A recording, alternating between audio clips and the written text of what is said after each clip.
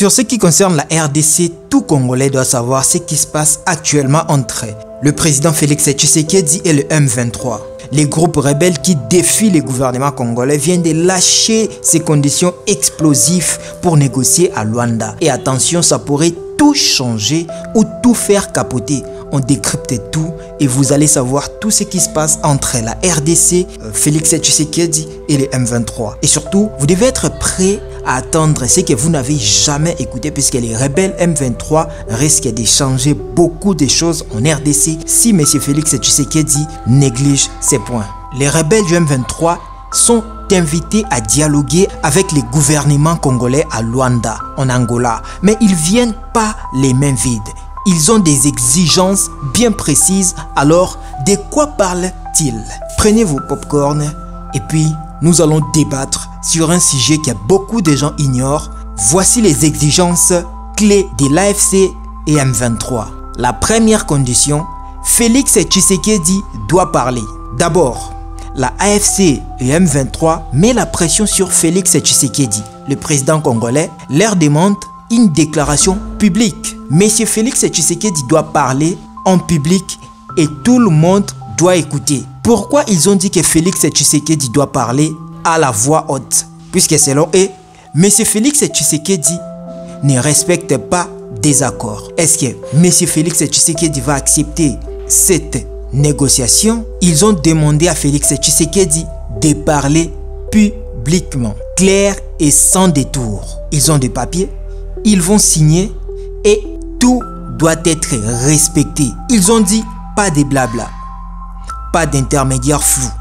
Ils veulent que les chefs de l'État disent oui, je parle avec les M23. Pourquoi c'est important? Parce que pour eux, sans cet engagement officiel, le dialogue n'a aucune chance de tenir. Sur leur site officiel afcm23.org, ils répètent que c'est la base de tout. Selon eux, je cite, on veut que Félix Tshisekedi, le chef de la RDC, dise bien fort à tout le monde qu'il va parler avec nous, sans faire semblant. Déjà que nous savons très bien que Félix Tshisekedi, le président congolais, avait qualifié les rebelles du M23 de pantins, ce qui signifie bouffons, caméléons, fantoches, comme j'avais expliqué dernièrement, ou encore des personnes qui changent d'opinion, d'attitude sous l'influence d'autrui. Est-ce que c'est réalisable? Point d'interrogation. Deuxième point, il pointe du doigt la médiation angolaise. L'AFC et M23 veut que Luanda notifie officiellement toutes les parties, gouvernement, rebelles, observateurs, avec un cadre clair qui participe. Quels sont les objectifs pour l'instant? Selon le M23, ils n'ont vu qu'un post Facebook sur la page de la présidence angolaise et ils ont trouvé ça très léger. Ils exigent un document formel comme ceux qu'on trouve sur les sites de l'Union africaine, par exemple AU.int, pour garantir que tout soit transparent. Ils disent que c'est juste du vent. Pour eux, ils veulent avoir des documents sûrs, légalisés, et là ils sauront que Félix Tshisekedi a accepté et l'Angola, qui sera le médiateur, a bien fait son travail, et là eux aussi ils seront d'accord pour se déplacer pour partir en Angola. Troisième point, le respect des accords passés. Pour le AFC M23, ils ont rappelé un sommet clé le 8 février 2025 à Dar es Salaam. Les dirigeants de l'EAC et de la SADC ont pris des résolutions pour calmer la crise. Mais selon un communiqué publié sur leur page Twitter, AFC M23, ces engagements traînent.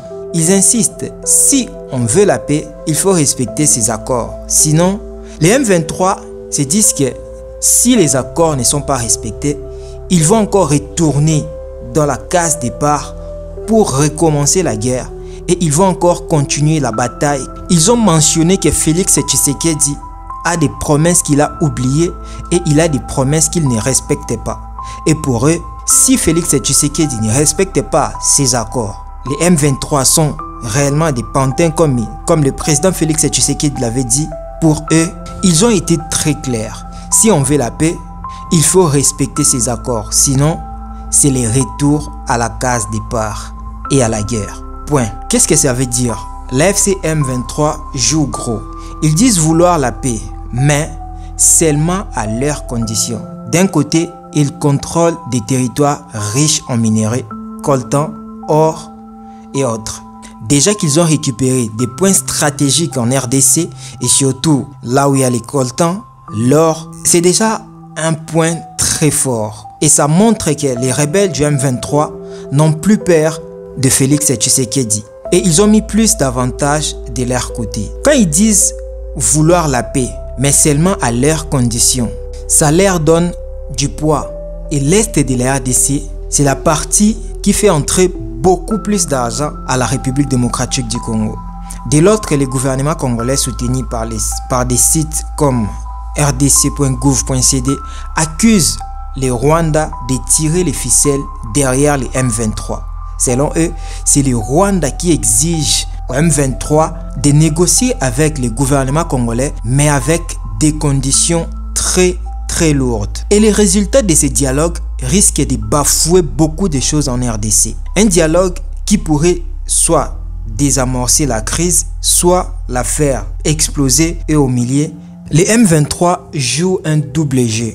D'un côté, ils prétendent vouloir la paix. De l'autre, ils posent leurs propres conditions. Ce qui peut signifier qu'ils ne soient pas prêts à faire concessions significatives. Et cela signifie aussi que les M23 affirment vouloir un règlement pacifique du conflit, mais en posant ses propres exigences. Ces conditions peuvent inclure une reconnaissance officielle de leur contrôle sur certains territoires, une intégration politique ou militaire dans l'armée congolaise, des garanties sur leur sécurité et leur avenir politique.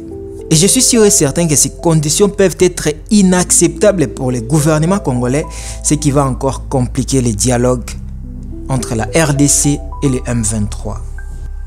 Déjà que nous connaissons la RDC pour leurs coltans, or et autres.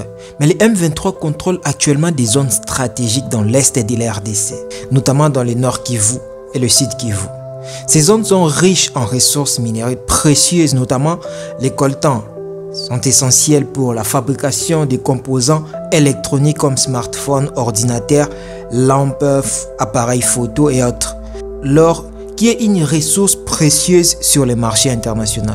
Le contrôle de ces ressources donne un avantage stratégique aux M23 car ils peuvent les exploiter pour financer leurs opérations et négocier en position de force. Ils peuvent s'acheter des armes, ils peuvent tout faire pour l'instant et continuer leur bataille jusqu'à récupérer le pouvoir si certainement le gouvernement congolais n'est pas fort. Et de l'autre côté, le gouvernement congolais continue d'accuser les Rwandais de tirer des ficelles derrière les M23. Selon le gouvernement congolais, les Rwandais soutiennent toujours les M23. L'idée est que les Rwandais fourniraient des armes, des soldats ou une aide logistique au M23. En retour, les Rwandais bénéficieraient du contrôle indirect des ressources minières exploitées par les M23. Mais si ces conflits continuent, vous devez savoir que ça va toujours affecter la population locale, notamment les déplacés des centaines de milliers de personnes qui fuient les combats dans d'autres pays frontaliers comme le Burundi ou encore le Rwanda ou d'autres zones plus sûres. Les violences, pillages, exécutions, viols et autres atrocités sont régulièrement signalées dans les zones contrôlées par des groupes armés. L'insécurité alimentaire, les conflits empêchent les agriculteurs de cultiver leurs terres, ce qui aggrave la crise humanitaire. Et surtout, plusieurs banques viennent de fermer. Pour l'AFC M23, une chose est claire, pas de déclarations, pas de dialogue. Ils se disent prêts à parler, mais est-ce que Kinshasa suivra? La balle est dans le camp de Félix Tshisekedi. D'ici là, l'Est de la RDC reste une poudrière. Si vous voulez en savoir plus, n'hésitez pas à regarder d'autres vidéos dans la chaîne et dites-nous en commentaire quel scénario vous voyez venir. Rassure-toi de t'abonner sur ToutFaceActu, nous t'informons chaque jour. Ici, nous décortiquons des actualités africaines et du reste du monde. À plus.